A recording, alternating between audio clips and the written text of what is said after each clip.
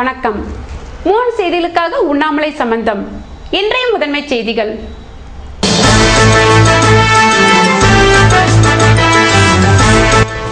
நெட்டப்பாக்கம் அருகே அரசு மதுபான கடையை திறக்க பொதுமக்கள் கடும் எதிர்ப்பு. வெள்ளிக்கிழமை அன்று உண்ணாவிரதம்.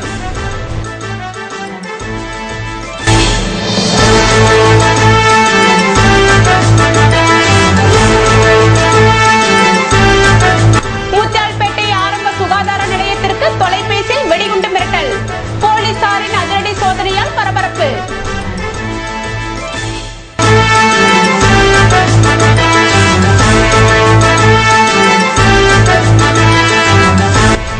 புதுவை தூய இருதய ஆண்டவர் பசிலிக்கா ஆண்டு திருவிழா கொடியேற்றத்துடன் துவக்கம். பல்வேறு பகுதிகளிலிருந்து பக்தர்கள் பங்கேற்பு.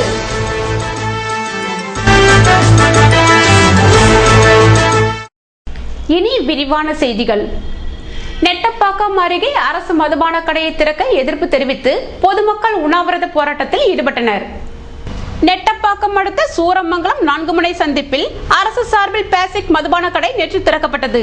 இதற்கு அப்பகுதி மக்கள் எதிர்ப்பு தெரிவித்து திடீரென மதுக்கடையை முற்றுகையிட்டனர். மதுக்கடை அருகிலேயே தனியார் பள்ளி மற்றும் பேருந்து நிலையம் இருப்பதால் குடிமகன்கள் போதையில் அவ்வழியாக செல்லும் மாணவ மாணவிகளிடம் தகராறு செய்யும் சூழ்நிலை ஏற்படும் என தெரிவித்த அப்பகுதி மக்கள் மேலும் குடியிருப்புகள் அருகில் உள்ளதால் அப்பகுதியில் இருந்து உடனடியாக மதுக்கடையை அகற்ற வேண்டும் என்று வலியுறுத்தினர். தகவல் அறிந்த rural SP Devasigamani, inspector Jayaraman, sub இன்ஸ்பெக்டர்கள் பேட்ரிக், முருகன், நந்தகுமார் மற்றும் போலீசார் சம்பவ இடத்திற்கு விரைந்து வந்து முற்றுகையில் ஈடுபட்ட பொதுமக்களிடம் பேச்சுவார்த்தை நடத்தினர். அப்போது முறைப்படி ஊர் பொதுமக்கள் அனைவரும் சேர்ந்து மனு அளித்தால் அதிகாரிகளிடம் பேசும் மதுபான கடையை வேறு இடத்திற்கு மாற்றுவதற்கு நடவடிக்கை எடுக்கப்படும் என எஸ்பி உறுதியளித்தார். இதையடுத்து பொதுமக்கள் முற்றுகை போராட்டத்தை கைவிட்டு கலைந்து சென்றனர். போராட்டம் காரணமாக அப்பகுதியில் சிறிது நேரம் பரபரப்பு காணப்பட்டது. இதுபோன்ற சூழ்நிலையில் அரசு மதுபான கடையை திறக்க எதிர்ப்பு தெரிவித்து வரும் பொதுமக்கள் வெள்ளிக்கிழமையன்று உண்ணாவிரத போராட்டத்தில் ஈடுபட்டனர். புதுவை முத்தியால்பேட்டையில் இயங்கி வரும் ஆம்புலன்ஸ் சேவை மையத்திற்கு வெடிகுண்டு மிரட்டல் விடுக்கப்பட்டதால் பரபரப்பு காணப்பட்டது. புதுவை முத்தியால்பேட்டையில் அமைந்துள்ள ஆரம்ப சுகாதார நிலையத்தில் 108 ஆம்புலன்ஸ் சேவை மையம் இயங்கி வருகிறது. இங்கு வெள்ளிக்கிழமை காலை வந்த தொலைபேசியில் பேசியவர் இன்னும் சிறிது நேரத்தில் வெடிகுண்டு வெடிக்கும் என கூறியுள்ளார். இதுகுறித்து ஆம்புலன்ஸ் சேவை மையத்தினர் காவல்துறைக்கு தகவல் தெரிவித்தனர். இதனைத் தொடர்ந்து சம்பவ இடத்திற்கு விரைந்த வெடிகுண்டு நிபுணர்கள் ஆரம்ப சுகாதார நிலையத்தில் சோதனை மேற்கொண்டனர். ஆனால் வெடிகுண்டு ஏதும் சிக்கவில்லை என்பதால் மர்ம ஆசாமி வேண்டும் என்று போனில் பேசியிருப்பது தெரியவந்தது. முத்தியால்பேட்டையில் இயங்கி வரும் ஆம்புலன்ஸ் சேவை மையத்திற்கு வெடிகுண்டு மிரட்டல் விடுக்கப்பட்டதால் பரபரப்பு காணப்பட்டது. புதுவை இருதய ஆண்டவர் பசிலிக்கா ஆண்டு விழாவினை முன்னிட்டு நடைபெற்ற கொடியேற்ற நிகழ்ச்சியில் பக்தர்கள் கலந்து கொண்டனர். புதுவை ரயில் நிலையம் அருகில் உள்ள தூய இருதய ஆண்டவர் பசிலிக்காவின் ஆண்டு திருவிழா வெள்ளிக்கிழமை அன்று கொடியேற்றத்துடன் துவங்கியது. இதனை ஒட்டி மறை மாவட்ட முதன்மை குரு அருளானந்தம் தலைமையில் நடைபெற்ற கூட்டு திருப்பலிக்கு பின்னர் ஆலய முற்றத்தில் உள்ள கொடிமரத்தில் கொடியேற்றி வைக்கப்பட்டது. இதில் புதுவையின் பல்வேறு பகுதிகளில் இருந்து பக்தர்கள் கலந்து கொண்டனர். இதன் தொடர்ச்சியாக வருகிற வெள்ளிக்கிழமை இயேசுவின் தூய இதய பெருவிழாவினை முன்னிட்டு பகல் 12 மணிக்கு சென்னை மயிலை பேராயர் ஜார்ஜ் அந்தோனிசாமி தலைமையில் திருப்பலி நடைபெறுகிறது. அதனைத் தொடர்ந்து மாலை 5 மணிக்கு சுல்தான்பேட்டை ஆயர் பீட்டர் அபீர் தலைமையில் திருப்பலியும், வருகிற 29ஆம் தேதி புதுவை பேராயர் ஆனந்தராயர் தலைமையில் திருவிழா திருப்பலியும் நடைபெறவிருக்கிறது.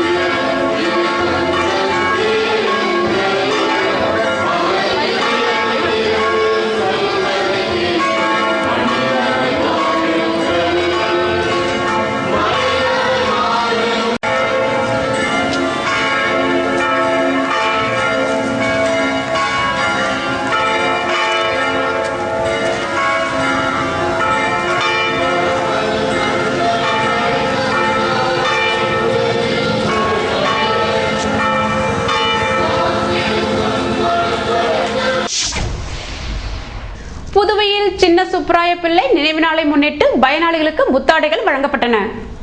புதுவை நகராட்சி சார்பில் சின்ன சுப்ராய பிள்ளையின் நினைவு நாளை முன்னிட்டு சின்ன சுப்ராய பிள்ளை சத்திரத்தில் தினந்தோறும் மதிய உணவு பெறும் ஏழைகளுக்கு அரப்பணி அவை மூலம் பிரதி மாதம் உதவித்தொகை பெறும் பயனாளிகளுக்கு புத்தாடை வழங்கும் நிகழ்ச்சி வெள்ளிக்கிழமை நடைபெற்றது. நகராட்சி ஆணையர் ராஜமாணிக்கம் வரவேற்புரையாற்ற அமைச்சர் பன்னீர்செல்வம், சட்டமன்ற உறுப்பினர் நேரு, உள்ளாட்சித்துறை செயலர் சந்திரேகர் பர்தி, உள்ளாட்சித்துறை இயக்குனர் வல்லவன், அரப்பணி அவை உறுப்பினர்கள் ராமன், மைக்கேல் ஜான் மற்றும் பலர் கலந்து கொண்டு சின்ன சுப்ராய பிள்ளைக்கு மலரஞ்சலி செலுத்தினர். புதுவையில் சனிக்கிழமை திருநங்கை திரைப்பட திருவிழாவை முதல்வர் ரங்கசாமி துவக்கி வைக்கிறார். சகோதரன் சமூக நல மேம்பாட்டு நிறுவனமும் முற்போக்கு எழுத்தாளர் கலைஞர்கள் சங்கத்தின் புதுச்சேரி திரைப்பட இயக்கமும் இணைந்து ஜூன் 21, 22 நாட்களில் திருநங்கையர் திரைப்பட திருவிழாவை நடத்தவிருக்கின்றன. திருவிழா வெங்கட சுப்பா ரெட்டியார் சதுக்கத்திற்கு அருகில் கடலூர் சாலையில் உள்ள அந்தோனியர் மகாலில் நடைபெற உள்ளது. சனிக்கிழமை மாலை 4 மணிக்கு திரைப்பட திருவிழா தொடங்குகிறது. தொடக்க விழாவில் புதுச்சேரி முதல்வர் ரங்கசாமி சிறப்பு விருந்தினராக கலந்து கொள்கிறார். பிரபல தமிழ் திரைப்பட எடிட்டரும் குறும்பட இயக்குனருமான பி. லெனின் அவர்கள் விழாவை தொடக்கி வைக்கிறார். சகோதரன் சமூக நல மேம்பாட்டு நிறுவனத்தின் கா. ஷீதல் நாயக் தலைமையில் நடைபெறும் இந்த விழாவில் தமிழ்நாடு முற்போக்கு எழுத்தாளர் கலைஞர்கள் சங்கத்தின் தலைவரும் எழுத்தாளருமான தமிழ்ச்செல்வன், திரைப்பட கல்வியாளர் இயக்குனர் எம். சிவகுமார் முதலியோரும் பங்கேற்கின்றனர். ஞாயிற்றுக்கிழமை காலை 9 மணியிலிருந்து 16 படங்கள் திரையிடப்படுகின்றன. திரைப்பட திருவிழாவில் திரையிடப்படும் எல்லா படங்களும் திருநங்கையர் குறித்தவை, பெரும்பாலானவை தமிழில் உள்ளவை. சில படங்கள் திருநங்கையாராலே இயக்கப்பட்டவை. படங்கள் திரையிடப்பட்டவுடன் அந்தந்த படத்தின் இயக்குனர்கள் கௌரவிக்கப்படுவார்கள். ஏதாவது படம் குறித்து விளக்கங்கள் தேவைப்படின் அப்படத்தின் இயக்குனரோ இயக்குனர் சிவகுமார் விளக்கம் அளிப்பார். நிறைவு விழாவில் பேராசிரியர் பஞ்சாங்கம், புதுவை பல்கலைக்கழக மின்னணு ஊடகம் மற்றும் பொதுமக்கள் தொடர்பு துறையின் பாலசரவணன் அவர்களும் பங்கேற்கிறார்கள்.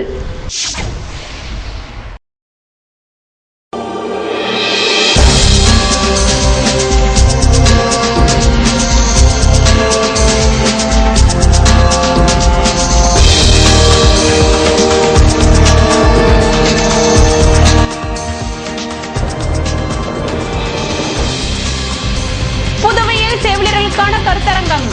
மருத்துவமனையில் தொற்று நோய் தடுப்பு முறைகள் குறித்து மூத்த பேராசிரியர்கள் விளக்கம்.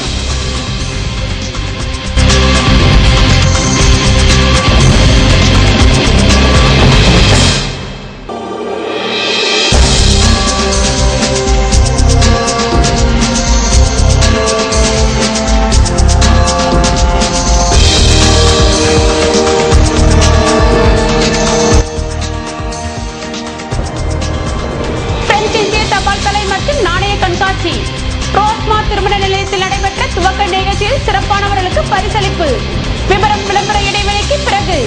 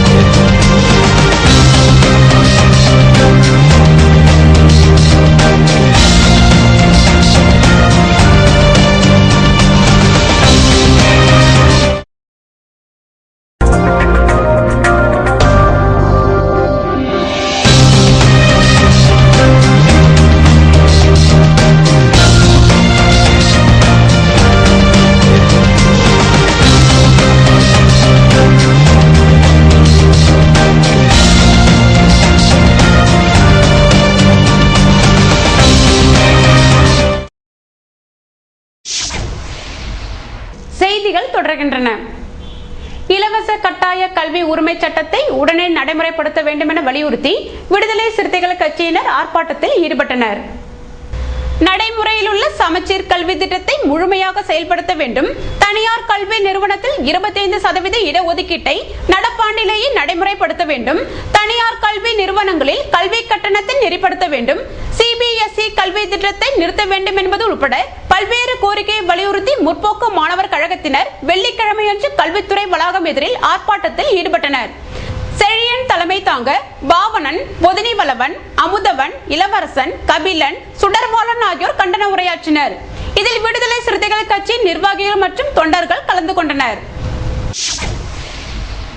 புதுவை கலவை கல்லூரி முன்னாள் மாணவர் வருகிற ஞாயிற்றுக்கிழமை முப்பெரும் விழா நடைபெற உள்ளது.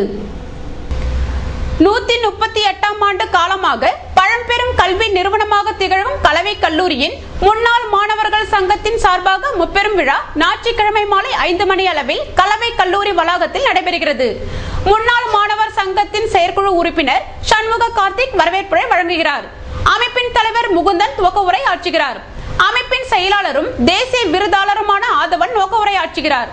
நிகழ்ச்சியில் கல்வித்துறை துணை இயக்குனர் பார்த்தசாரதி, கலவை கல்லூரி முதல்வர் கோமதி, காவல்துறை ஆய்வாளர் பாஸ்கரன் ஆகியோர் கலந்து கொண்டு பள்ளி அளவில் +2 தேர்வில் முதல் 3 இடங்களை பெற்ற மாணவர்களுக்கும் புதுச்சேரி மாநில அளவில் பிரெஞ்சு பாடத்தில் முதலிடம் பெற்ற மாணவருக்கும் நினைவு பரிசும் ரொக்க பரிசும் வழங்கி சிறப்பிக்கின்றனர். கலவை கல்லூரியில் பணிபுரிந்து ஓய்வு பெற்ற மூத்த ஆசிரியர்களான துரைக்கண்ணு, தமிழாசிரியர் பாவாடை, ஓய்வு பெற்ற பள்ளி முதல்வர் ராமலிங்கம், தலைமை ஆசிரியராக பணியாற்றி ஓய்வு பெற்ற எலிசபெத் மல்லிகா, சந்திரா ராமசாமி ஆகியோருக்கு விருது வழங்கி பாராட்டு விழாவும் அவர்களின் 50 ஆண்டு கால ஆசிரியர் பணிக்கு நன்றி தெரிவிக்கும் வகையில் சிறப்பும் செய்யப்படும். கலவை கல்லூரியில் படித்த முன்னாள் மாணவர்கள் தங்களின் பழைய மலரும் நினைவுகளை பகிர்ந்து கொள்ளும் நிகழ்ச்சியும் முன்னாள் மாணவர்களின் குடும்பத்தினர் சந்திப்பும் நடைபெறும். இதில் கலவை கல்லூரியில் படித்த முன்னாள் மாணவர்கள் அனைவரும் பங்கேற்கலாம் என அழைப்பு விடுத்துள்ளனர். புதுவையில் நடைபெற்ற செவிலியர் கருத்தரங்கில் தொற்று நோய்களை தடுக்கும் முறைகள் குறித்து விளக்கம் அளிக்கப்பட்டது. செவிலியர்களின் கோரிக்கைகளுக்காக போராடும் புதுவை அரசு செவிலியர் சங்கம் செவிலியர்களின் அறிவுத்திறனை மேம்படுத்திக் கொள்ளவும் அதன் வழியாக பொதுமக்களுக்கு தரமான சேவையை அளிக்கவும் முதன்முறையாக செவிலியர் கல்வி கருத்தரங்கு மதர் தெரசா செவிலியர் கல்லூரி கருத்தரங்கு அறையில் நடைபெற்றது. இக்கருத்தரங்கில் மருத்துவமனைகளில் காணப்படும் தொற்று நோய்களை தடுக்கும் முறைகள் என்ற பொருளில் பல்வேறு தலைப்பின் கீழ் பல செவிலியர் கல்லூரிகளின் வல்லுநர்கள் உரையாற்றினர். தமிழ்நாடு செவிலியர் குழுமத்தின் பதிவாளர் ஆனிக்ரேஸ் கலைமதி சிறப்பு விருந்தினராகவும், சுகாதாரத்துறை இயக்குனர் டாக்டர் ராமன், மதர் தெரசா புல முதன்மையர் டாக்டர் முரளி, செவிலியர் தொடர்கல்வியின் திட்ட இயக்குனர் டாக்டர் ரங்கநாத், ராஜீவ்காந்தி அரசு பெண்கள் மற்றும் குழந்தைகள் மருத்துவமனையின் செவிலியர் கண்காணிப்பாளர் கலாநிதி, இந்திரா காந்தி அரசு பொது மருத்துவமனையின் செவிலியர் கண்காணிப்பாளர் தமயந்தி ஆகியோர் வாழ்த்துரை வழங்கினர். மேலும் இவ்விழாவில் செவிலியர்களின் ஓய்வு பெற்ற ஆசிரியர்கள் மற்றும் இந்த ஆண்டு பணி நிறைவு பெறும் செவிலியர்கள் சிறப்பிக்கப்பட்டனர். புதுவையில் பிரெஞ்சு இந்திய தபால் தலை மற்றும் நாணய கண்காட்சியை அமைச்சர் ராஜவேலு துவக்கி வைத்தார். பிரெஞ்சு இந்திய தபால் தலை மற்றும் நாணயம் சேகரிக்கும் சங்கம் புதுவையில் நாணயம் தபால் தலை சேகரிப்பதன் முக்கியத்துவம் குறித்து மக்களிடையே விழிப்புணர்வை ஏற்படுத்தும் நோக்கில் 20ஆம் தேதி முதல் 22ஆம் தேதி வரை ரோஸ்மா திருமண நிலையத்தில் தபால் தலை மற்றும் நாணய கண்காட்சிக்கு ஏற்பாடு செய்துள்ளது. இதில் பழமையான பிரெஞ்சு இந்திய நோட்டுகள், ஆங்கிலோ இந்திய நோட்டுகள், அரிய வகை நாணயங்கள், தபால் தலைகள் வைக்கப்பட்டுள்ளன. இதனை அமைச்சர் ராஜவேலு துவக்கி வைத்தார். கண்காட்சியின் போது அனுபவமிக்க தபால் தலை மற்றும் நாணயங்களை சேகரிப்போர் கௌரவிக்கப்பட்டனர். காலி பணியிடங்களை நிரப்ப வேண்டும் என்பது உட்பட பல்வேறு கோரிக்கையை வலியுறுத்தி மின்துறை பில் கலெக்டர் இடத்தில் ஆர்ப்பாட்டத்தில் ஈடுபட்டனர். 25 ஆண்டுகளுக்கு மேலான பழைய கம்ப்யூட்டரை மாற்றி தர வேண்டும், காலியாக உள்ள 30க்கும் மேற்பட்ட பிசி பதவிகளை நிரப்ப வேண்டும், பணம் எண்ணும் மற்றும் கள்ள ரூபாய் கண்டறியும் இயந்திரம் வழங்க வேண்டும் என்ற கோரிக்கைகளை வலியுறுத்தி மின்துறை தலைமை அலுவலகத்தில் கண்டன ஆர்ப்பாட்டம் நடைபெற்றது. இதற்கு தலைவர் பாரத்குமார் தலைமை ஏற்க, பொதுச் செயலாளர் ராதாகிருஷ்ணன் முன்னிலை வகிக்க, லட்சுமணசாமி, பொதுச் செயலாளர், அரசு ஊழியர்கள் மத்திய கூட்டமைப்பு சிறப்புரையாற்றினார். மேலும் அரசு ஊழியர்கள் மத்திய கூட்டமைப்பு தலைவர் மதுரகவி, அமைப்பு செயலாளர் வேல்முருகன், செயலாளர் முகமது சித்திக் சிறப்புரையாற்றினார்கள். மற்றும் மின்துறை பில் கலெக்டர்கள் சங்க நிர்வாகிகள் ராஜேந்திரன், கார்த்திகேயன், நடராஜன், கேசவன், சண்முகம், தனசேகரன் ஆகியோர் சிறப்புரையாற்ற பொருளாளர் சைமன் நன்றி உரை வழங்கினார்.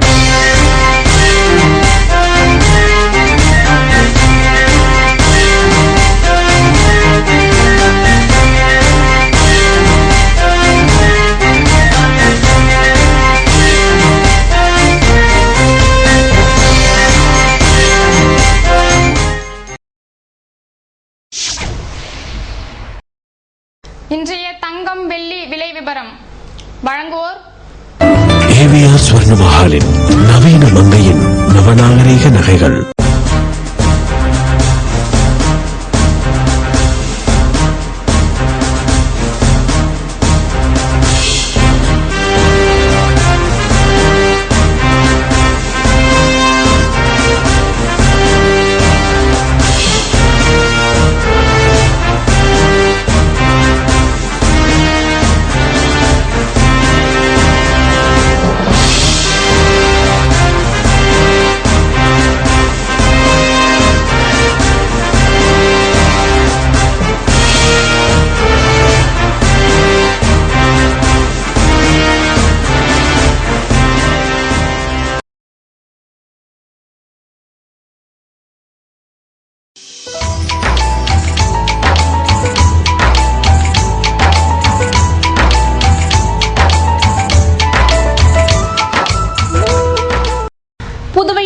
இன்றைய வெப்பநிலை அதிகபட்சமாக 31 டிகிரி செல்சியஸாக பதிவானது. நாளைய வானிலை 32 டிகிரி செல்சியஸாக காணப்படுவதுடன் வானம் வறண்ட நிலையில் காணப்படும் என வானிலை மையம் தெரிவித்துள்ளது. புதுவை கடற்கரையிலிருந்து சுமார் 50 கிலோமீட்டர் தூரம் வரை இன்று 3 அடியாக காணப்பட்ட கடலலை உயரம் நாளை 2 அடியாக காணப்படும் என்றும் தென்மேற்கு திசையிலிருந்து 21 கிலோமீட்டர் வேகத்தில் காற்று வீசும் என்று சென்னை வானிலை மையம் தெரிவித்துள்ளது.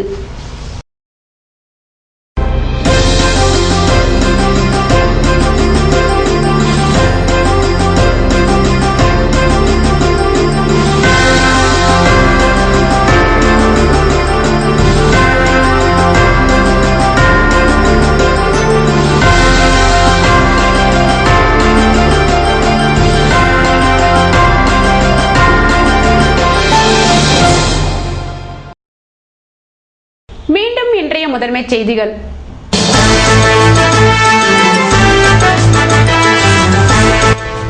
நெட்டப்பாக்கம் அருகே அரசு மதுபான கடையை திறக்க பொதுமக்கள் கடும் எதிர்ப்பு.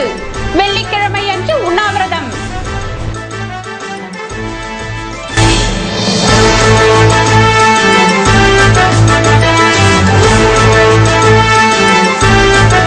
முத்தியால்பேட்டை ஆரம்ப சுகாதார நிலையத்திற்கு தொலைபேசியில் வெடிகுண்டு மிரட்டல். போலீசாரின் அதிரடி சோதனையால் பரபரப்பு.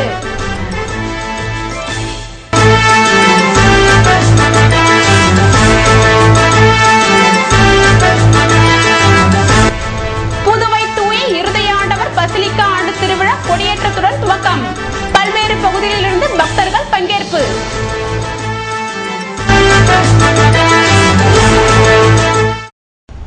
இத்துடன் செய்திகள் நிறைவடைந்தன. வணக்கம்.